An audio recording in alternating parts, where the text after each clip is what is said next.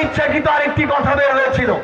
পরক্ষণে আমার মনে হয়েছে এই কথাটি আমার আসলে বলা উচিত হয়নি। আমি আজকেও আপনাদের সামনে সেটির জন্য দুঃখ প্রকাশ করতে চাই। যে কোনো কথা বা কাজে ভুল হয় আমরা সংশোধন করে নিব। প্রান্তিক জেলাগুলোতে আমাদের যে ভাইয়েরা বোনেরা, যে সাধারণ জনগণ বসবাস করে, তারা কি অন্যান্য জনগণ থেকে ভিন্ন নাকি? সেখানে কেন এভাবে পানিশমেন্ট পোস্টিং দেয়া হবে? আমার থেকে অনিচ্ছাকৃত আরেকটি কথা বের হয়েছিল।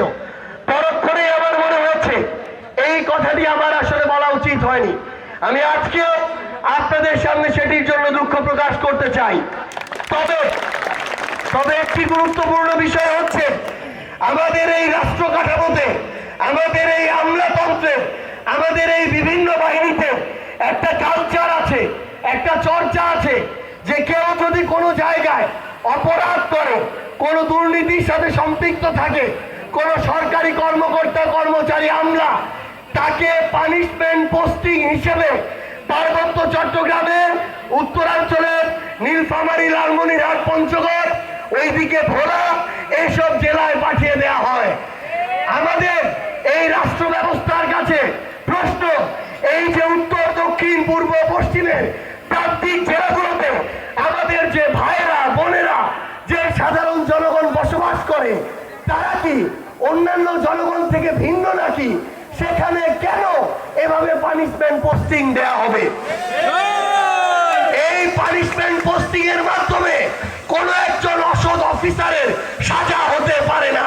চলবে, আমাদের জীবন চলবে, কিন্তু আমাদের এই পাহাড়ি জীব বৈচিত্র্যকেও আমাদের বাঁচিয়ে রাখতে হবে।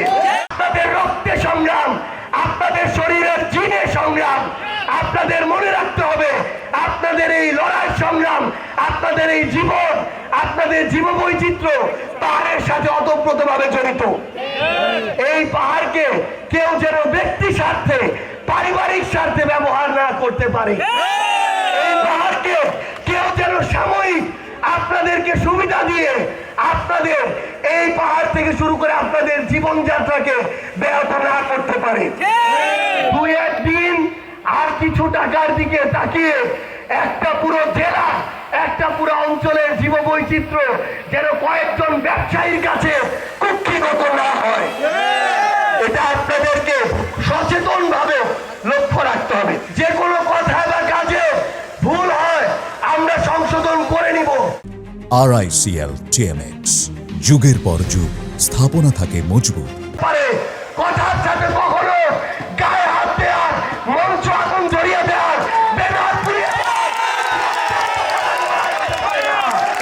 এগুলো ফ্যাসিবাদী চরিত্র। কষ্ট করে বলি, আমরা যেমন আমাদের ভুল সংশোধন করব, আমরা দেখবো আমাদের প্রবীণরা কি কথা বলছে।